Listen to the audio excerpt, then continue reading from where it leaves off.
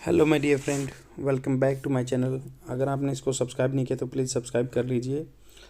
और आपको मैं बताना चाहूँगा कि आज हम डिस्कस करेंगे एक द हिंदू न्यूज़पेपर का आर्टिकल, जो कि आपके कम्पिटिटिव एग्ज़ाम के लिए बहुत ही बेनिफिशियल है। अगर आप यूपीएससी की तैयारी कर रहे हैं या स्टेट पीसीएस की, तो जीएस पेपर नंबर 2 और 3 के लिए बहुत ही इंपॉर्टेंट टॉपिक है। तो स्टार्ट करते हैं। और इससे अगर आप इंग्लिश बोलना चाहते हैं तो उसमें भी बहुत इजाफा होगा आपके कन्वर्सेशन स्टाइल में और आपके कम्पिटिटिव एग्ज़ाम के स्किल्स के लिए।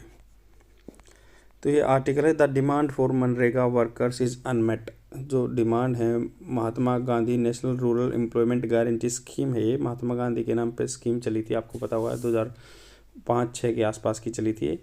तो उसका जो वर्क है अनमेट है, वो पूरा नहीं हो रहा है। कैसे? फंड का क्रंच हो रहा है बीच में, साल के मिड में ही।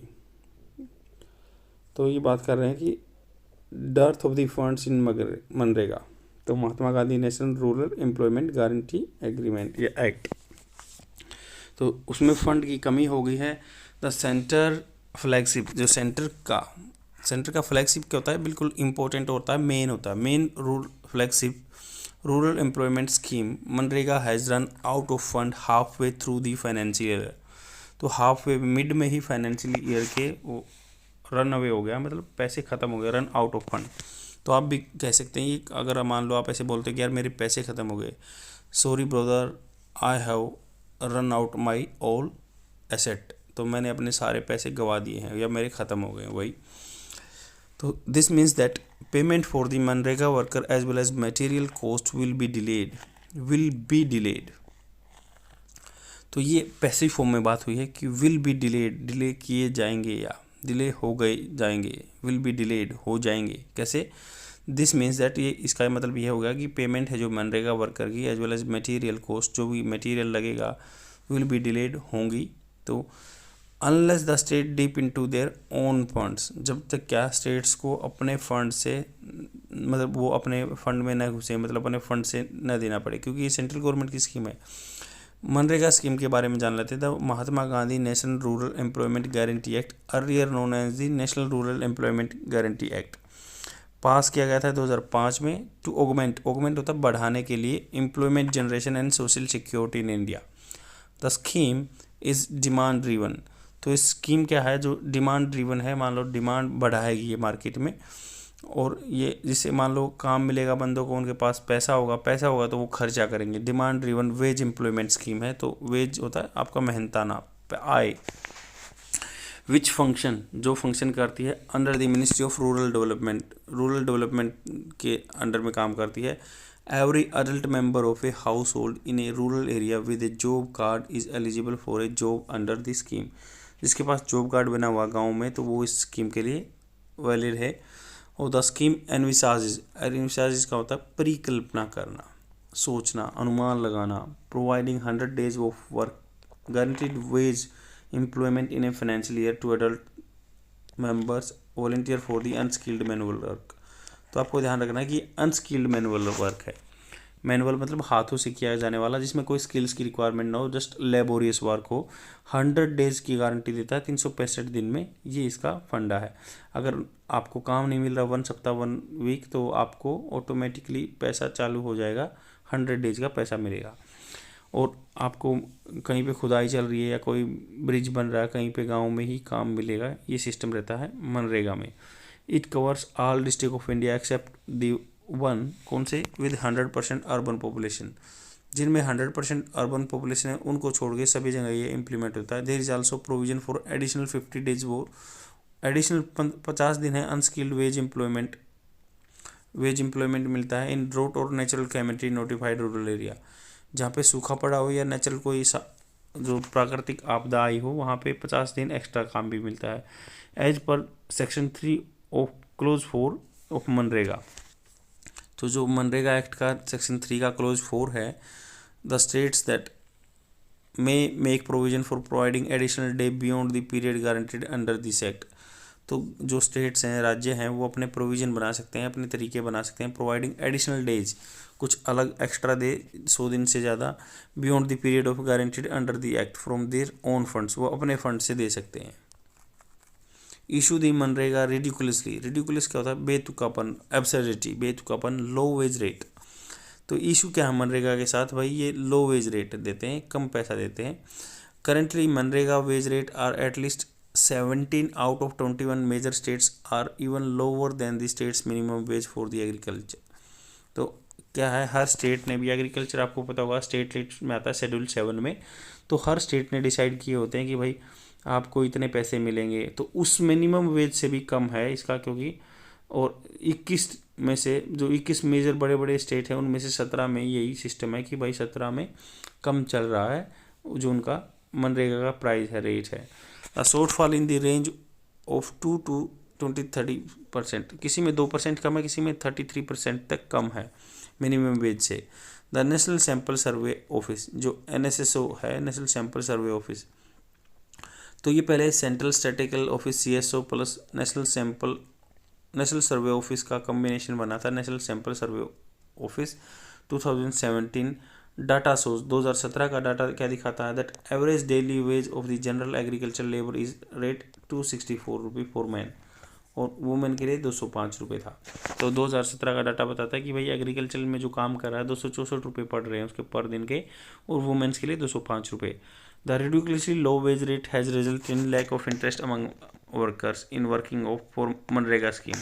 तो ऑटोमेटिकली है कि मनरेगा स्कीम्स के लिए वर्कर इंटरेस्टेड नहीं होंगे, कम पैसा मिल रहा है।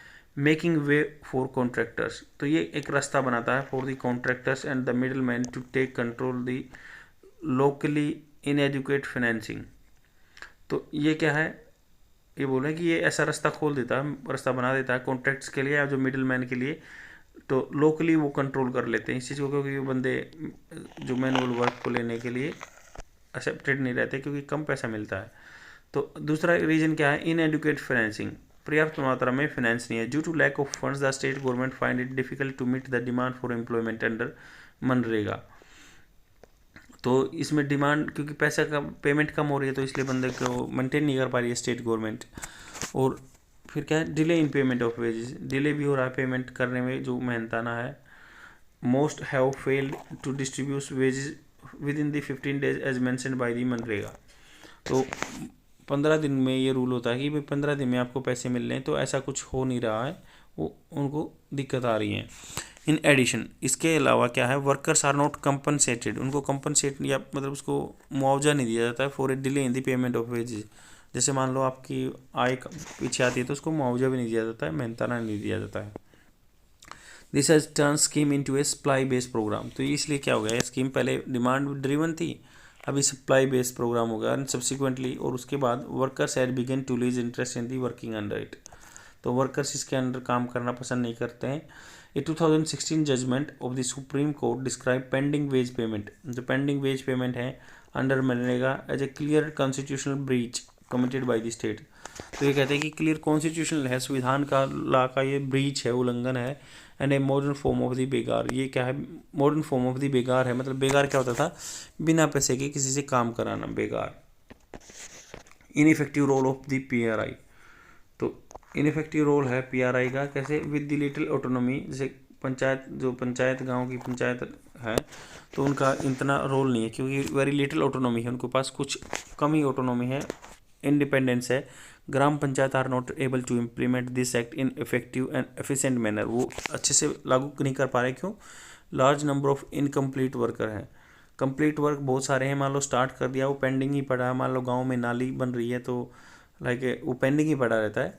देयर हैज़ बिन डिले, दो डिले रह चुके हैं किसमें, in completion of work under MNREGA, and inspection of project has been irregular, तो प्रोजेक्ट का इंस्पेक्शन क्या है, वो इरेगुलर रहा है। Also there is a issue of quality of work, quality of work का भी इशू रहा है। And asset creation under MNREGA, और असेट क्रिएशन का भी दिक्कत रही है मनरेगा के अंदर। एंड इसका वे फॉरवर्ड क्या है, इसका सोल्यूशन क्या है, must ensure that is provided, क्या होता है कि वे फॉरवर्ड क्या है, जो कुछ चीज़ें प्रोवाइड करनी चाहिए, कैसे, the government must ensure that work is provided not with standing the demand, demand के हिसाब से काम नहीं प्रोवाइड करना चाहिए हमेशा, मतलब काम बंदों को प्रोवाइड करना चाहिए जिससे कि है वो पैसे उनके हाथ में आएंगे, वो खर्चा करेंगे, डिमांड मार्केट में बढ़ेगी।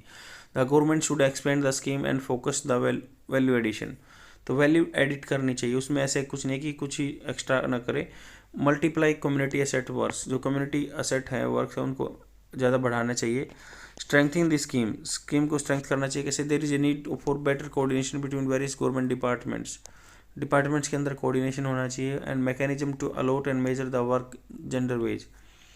तो बंदों को क्या है, जैसे मान लो मिनिस्ट्री ऑफ रूरल डेवलपमेंट का है, वो पैसा भी इंक्लूड होना चाहिए, और दूसरे डिपार्टमेंट का कोई काम है तो इन बंदों को बताना चाहिए, जिससे कोऑर्डिनेशन होगा, काम बढ़ेगा। तो वर्क जेंडर वेज, जो जेंडर वेज गैप है उसको मान लो लेडीज़ का 205 बताया, उसका 264 बताया, तो वो कम करना चाहिए। सम डिस्क्रिपेंसी, अगर मान लो कोई कमी पेशी रहती है, pay out need to be address, तो उसको एड्रेस करना चाहिए थ्रू। और इस सेक्टर में क्या है, वुमन बहुत ज़्यादा काम करती हैं, क्योंकि गांव में रूरल एरिया में है, तो उनको अगर बराबर पैसा मिलेगा तो वो पैरिटी पे आ जाएंगे। और एवरेज अन 24 पर अगर मान लो देखें इस स्कीम में लेडीज़ क्या है 22% से लगभग कम कमाती हैं अपने मेल काउंटर पार्ट से। तो इन प्रॉब्लम को रिजोल्व करके ही हम मनरेगा स्कीम्स को आगे बढ़ा सकते हैं। That is all for this video. Share कर दीजिए अपने फ्रेंड में अगर आपको कंटेंट अच्छा लग रहा है, और ये आपके कम्पिटिटिव एग्जाम के लिए बहुत ही बेनिफिशियल रहेगा। बाय।